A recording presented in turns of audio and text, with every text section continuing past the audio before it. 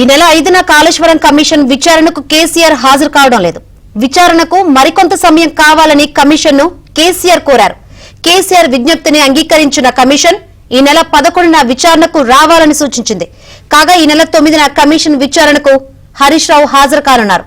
హరీష్ రావు విచారణ తర్వాత పరిణామాలను బట్టి ఈ నెల 11న విచారణకు వెళ్లాలా వద్దా అనే దానిపై కేసీఆర్ నిర్ణయం తీసుకోనున్నారు.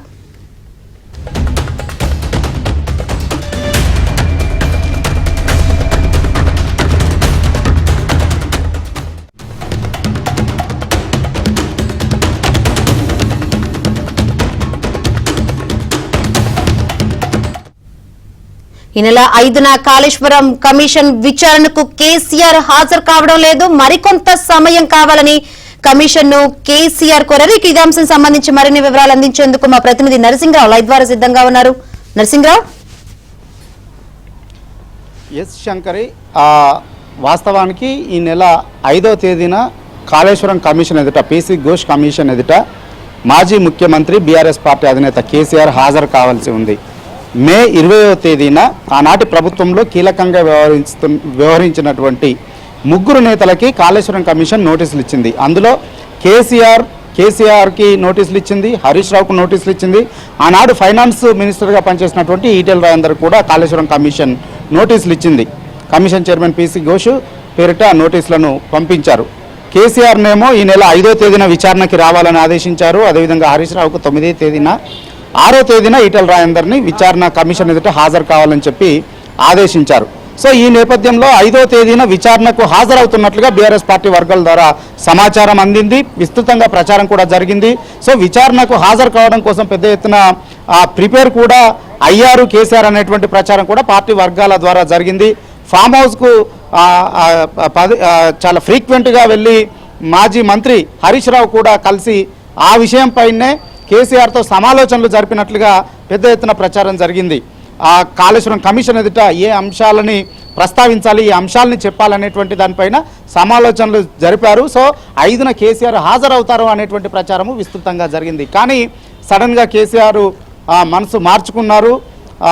కాళేశ్వరం కమిషన్ చైర్మన్ పీసీ ఘోష్కి తాను 5వ తేదీన హాజరు కాలేను, మరింత సమయం కావాలని చెప్పి, గడువు కావాలని చెప్పి లేఖ రాసినట్లుగా తెలుస్తూ ఉంది. సో ఈ నేపథ్యంలో దానికి కమిషన్ కూడా సానుకూలంగా స్పందించి ఈ నెల 11వ తేదీన కమిషన్ ఎదుట విచారణకు హాజరు కావాలని చెప్పి మరో తేదీని ఫిక్స్ చేసింది కాళేశ్వరం కమిషన్. అయితే ఈ 11వ తేదీకి కేసీఆర్ హాజరవుతాడా లేదా అనేటువంటిది కూడా ఇప్పుడు ఉత్కంఠగా, ఆసక్తిగా మారింది. ఇక 9వ తేదీన హరీష్ రావు మాత్రం హాజరవుతారు అనేటువంటి ప్రచారం అయితే విస్తృతంగా జరుగుతూ ఉంది. సో ఈ కేసీఆర్కు నోటీసులు ఇచ్చినటువంటి నేపథ్యంలో కాళేశ్వరం ప్రాజెక్టు వాస్తవాలు, దుష్ప్రచారం అనేటువంటి, అవాస్తవాలు వాస్తవాలు అనేటువంటి పేరిట ఈరోజు వాస్తవానికి తెలంగాణ భవన్లో Harish Rao power point presentation ఇవ్వాలని చెప్పి భావించారు. ఆ మేరకు మీడియాకు సమాచారాన్ని కూడా అందించారు.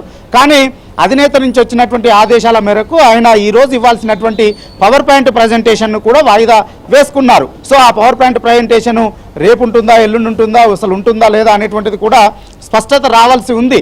సో ఇక 9వ తేదీన మాత్రం ఆయన కమిషన్ ఎదుట హాజరవుతారనేటువంటి మాట మాత్రం పార్టీ వర్గాలు చెప్తా ఉన్నాయి. సో హరీష్ రావు హాజరైన తర్వాత 11వ తేదీన రావాలని చెప్పి మరొక తేదీని కమిషన్ ఫిక్స్ చేసినటువంటి నేపథ్యంలో కేసీఆర్ 11వ తేదీనైనా హాజరవుతారా లేదా అనేటువంటిదే ఇప్పుడు సర్వత్రా ఆసక్తిగా, ఉత్కంఠగా మారింది. వాస్తవానికి గత ప్రభుత్వం బీఆర్ఎస్ హయాంలో ఎంతో ప్రతిష్టాత్మకంగా ఈ కాళేశ్వరం ప్రాజెక్టుని నిర్మించారు. 1,00,000 కోట్లకు పైగా వెచ్చించి ఈ ప్రాజెక్టును నిర్మించారు. ఎంతో ఘనంగా ప్రచారాన్ని చేసుకున్నారు.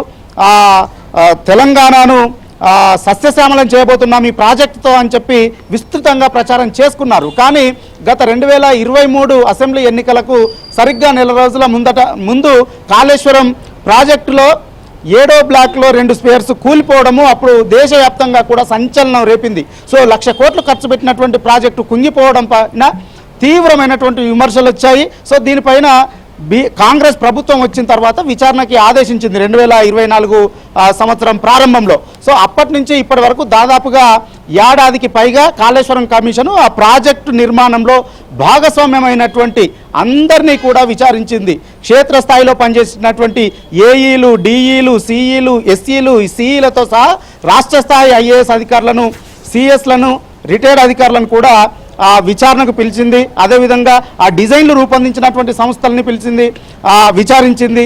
అంతేకాకుండా ఆ నిర్మాణంలో భాగస్వామ్యమైనటువంటి నిర్మాణ సంస్థలు ఏవైతే ఉన్నాయో ఆ నిర్మాణ సంస్థల్ని కూడా పిలిచి వారి యొక్క స్టేట్మెంట్ను రికార్డు చేసింది. సో ఫైనల్గా అందరి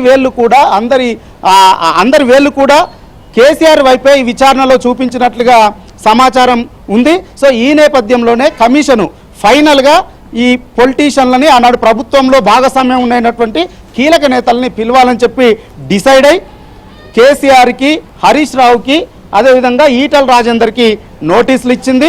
సో ఈ నోటీసులు ఇచ్చినటువంటి నేపథ్యంలో ఇప్పటికైతే ఈటల రాజేందర్ హాజరవుతారనేటువంటి ప్రచారం జరుగుతుంది, ఇటు హరీష్ రావు కూడా హాజరవుతారనేటువంటి ప్రచారం జరుగుతుంది, కేసీఆర్ కూడా హాజరవుతారనేటువంటి ప్రచారం నిన్నటి వరకు జరిగింది.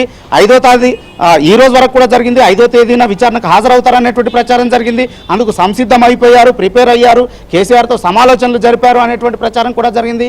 కానీ లాస్ట్ మినిట్లో సమయం కోరారు. సమయం కోరినటువంటి నేపథ్యంలో కమిషన్ అంగీకరించింది. మళ్ళీ 11వ తేదీని ఇప్పుడు కేటాయించింది. సో ఇప్పుడు 11వ తేదీన కేసీఆర్ హాజరవుతారా లేదంటే మళ్ళీ 11వ తేదీన ఏదైనా మళ్ళీ సమయం కోరుతారా అనేటువంటిది మాత్రం ఇప్పుడు ఉత్కంఠగా, ఆసక్తిగా మారింది. Right, thank you Narasimha.